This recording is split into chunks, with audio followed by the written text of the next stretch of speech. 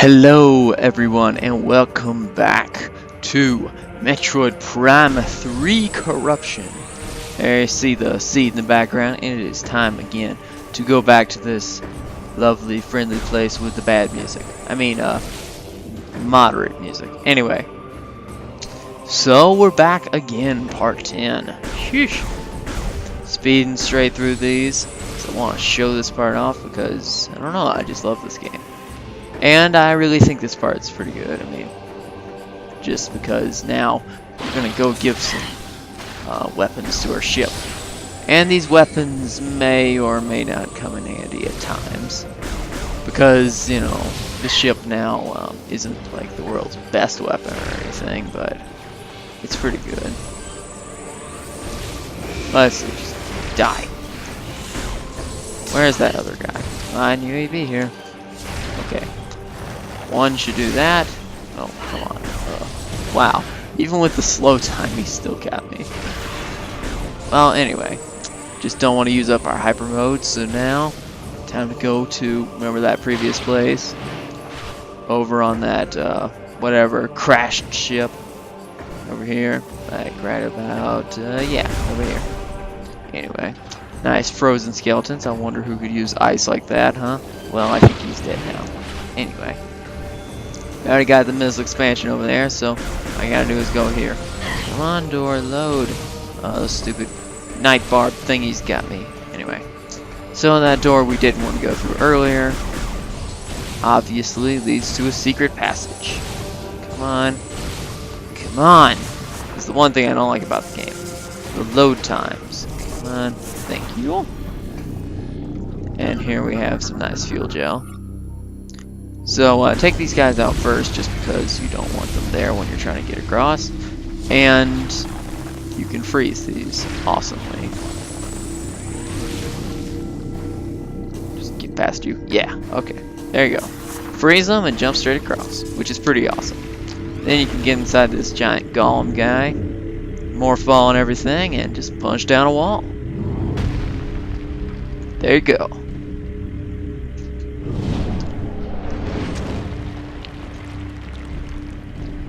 And here we are, new area to be explored.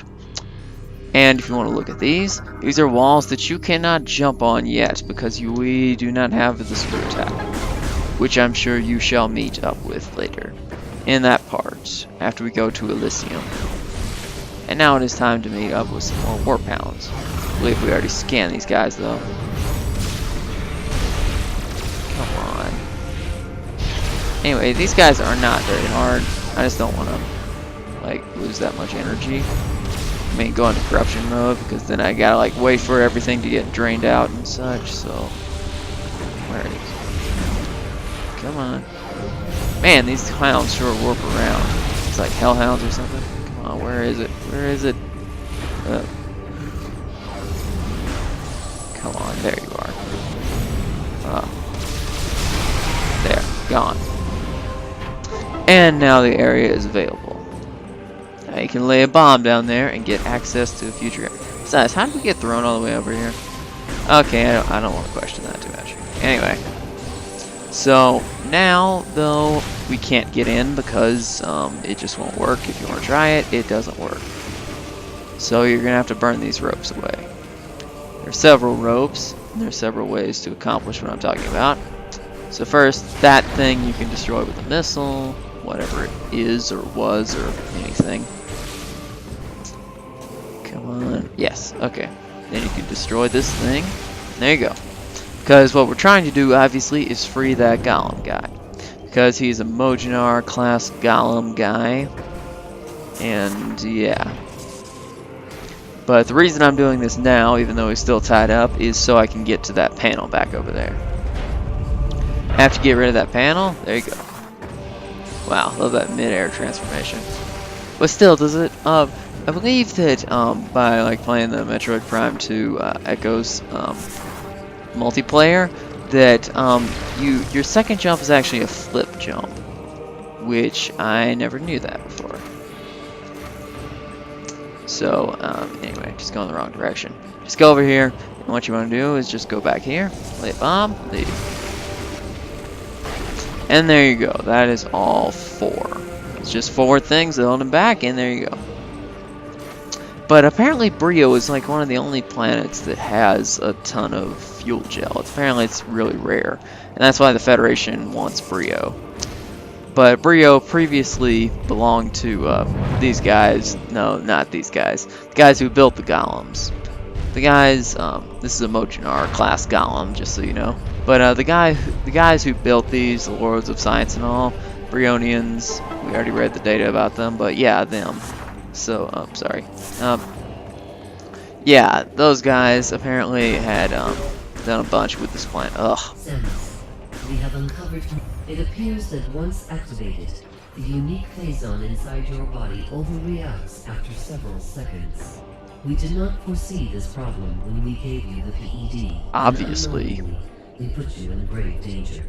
We are sorry. Well, thanks. Please be aware that it will not be possible to counter Dark Samus without the PED. You must be careful in using it. In the meantime, we will continue to investigate this unique phazon. Okay, so now I'm just going to scan this hive. This is just like a bunch of those other hives from earlier games, except these can actually be destroyed with charge beams. Yes. And when I do my earlier playthroughs, I can talk about how that was so irritating. But, look, energy tank.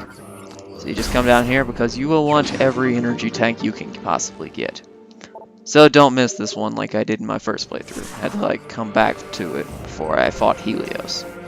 Anyway, that's just a little information. We're gonna fight Helios. And no, not the God of War 3 type Helios.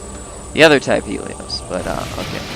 Destroy these little things just so you can build yourself a little bridge with a grapple beam. Yeah. But as I was saying, the Reptilicus people who like built this planet and everything, they're apparently the planet is fixed in a bad position either because of them or just naturally, so that only like 2% of it is usable or anything. So yeah, they kind of messed up. Could have at least like realigned the planet or something. Even if, was it them that like caused the problem? I can't remember. Okay, get out of my way. What do you mean no? There, take that. Just trying to aim up there. That should give us a nice thing. There we go. Boom. Another grapple point. I have to admit, the grapple beam's pretty awesome in this game, but I don't know, this game is not my favorite of the series, but the reason I'm doing it first is because this was the first game that I played in the series, or something like that. And as I said, I got tired of playing the first one. And failing at the commentary there too, so yeah. The first one is generally though the one I call the best. Just I can't exactly say why. It's just the first one was really good, and I really felt the vibes of exploration, how awesome it was, especially if you played on the trilogy. But we got some nice stuff around here, energy field, and now it is time to activate all our problems. Because now when we try to upgrade our ship, obviously. Oh, come on, please. And now we're locked down with some more pounds. Why do you guys always attack me anyway? What did I ever do wrong? Hyper mode session, always instant though. Remember, the charge beam in hyper mode is like really useful. So if you use this, really do. And you want to go into corruption here. Because hyper mode, as I may have previously stated, is a mode when you're invulnerable to enemy attacks. But in this case, it will raise the amounts of phazon. So you don't want to get too high, or else. There we go, beat them all. Phew. Anyway, that's all of them, so yeah. Bump out this phazon and grab the energy. As I was saying though, it makes you invulnerable to enemy attacks. So you can like jump into phazon mode and then like jump straight out. So that can be useful. And now we have a Metroid type puzzle. Not really a Zelda type puzzle, Metroid type puzzle. Now we gotta like raise and lower and raise and lower and stuff like that. So, up. There you go. Raise these things up to a height so now we can jump on them. Don't really have much more to say about that. Anyway, there you go. That's where we're trying to reach, obviously. So, just gotta go up there. Not that hard, and we're gonna grab our first energy cell because we couldn't keep the first one, remember? Because the ship demanded we give it back. And this way is just like with the keys in the first game, you know, with those keys, whatchamacall the keys. You know what I'm talking about? The different locks of the artifacts, you know, of the locks for the was it the for the impact crater, and for the second game the sorry, I'm blanking on this so much, the final temple level anyway.